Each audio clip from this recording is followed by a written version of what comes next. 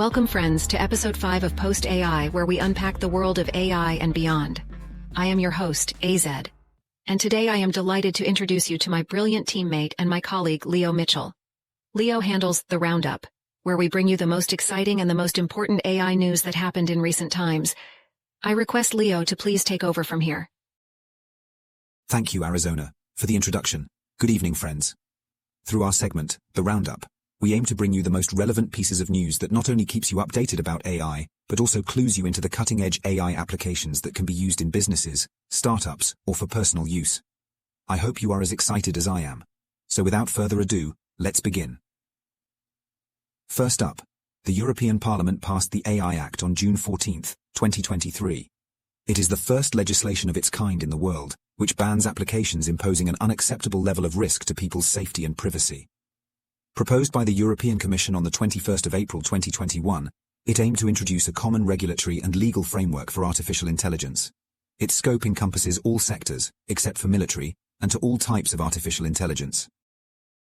As a piece of product regulation, it would not confer rights on individuals, but would regulate the providers of artificial intelligence systems and entities making use of them in a professional capacity.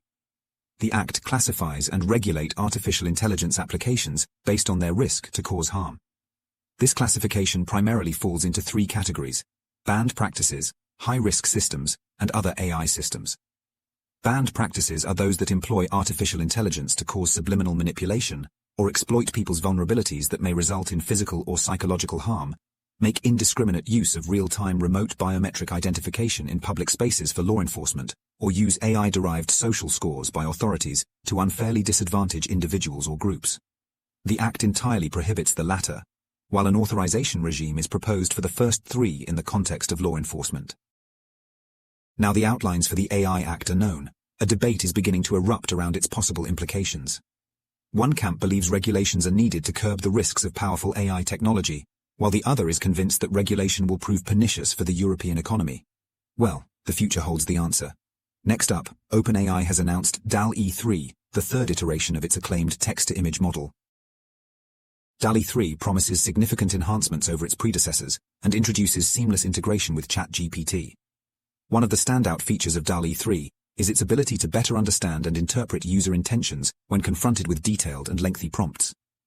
Even if a user struggles to articulate their vision precisely, ChatGPT can step in to assist in crafting comprehensive prompts. DAL E3 has been engineered to excel in creating elements that its predecessors and other AI generators have historically struggled with, such as rendering intricate depictions of hands and incorporating text into images. While the users eagerly wait to get their hands on the application from OpenAI, an interesting development has been incorporated in Google's Bard. One of the most pressing problems with today's chatbots is their tendency to make things up. The text generated by tools does not draw on a database of established facts. Instead, chatbots are predictive, making probabilistic guesses about which words seem right based on the massive corpus of text that their underlying large language models were trained on. As a result, chatbots are often confidently wrong. However, Google's Bard will do a bit more work. After the chatbot answers a query, hitting the Google button will double-check your response. Google explained that when you click on the G icon, Bard will read the response and evaluate whether there is content across the web to substantiate it. When a statement can be evaluated, you can click the highlighted phrases and learn more about supporting or contradicting information found by search. This new development may make Google's Bard the most credible chatbot in the market for professionals. Next up, what once could be an outlandish idea, Scientific American in their October 2023 issue claimed that artificial intelligence could finally let us talk with animals.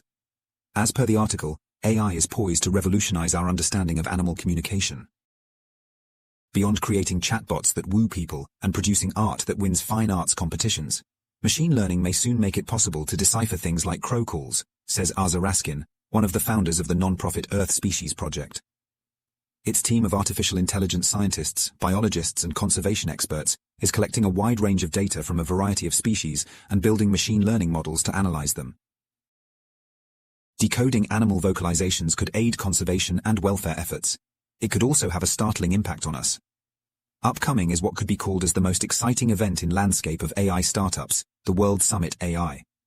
Touted as the only summit that matters, it is said to be seen by tech leaders as the platform to launch their latest AI products and services, and regarded as the world-leading startup and investor network, WSAI gathers the global AI ecosystem of enterprise, big tech, startups, investors, science and academia to set the global AI agenda every October in Amsterdam. Go check out their details on their website worldsummit.ai. Well, I am super excited for the event. If any of you guys are at the event, find me by my AI name Galileo. Would be great to meet you in person. I will see you guys with more cutting-edge news. You may leave your feedback in comments below, and also tell us what kind of news is most helpful for you, and we will bring them to you in the next video. Till then, stay curious. If you liked what you saw, hit subscribe. This is your pal Leo, signing off.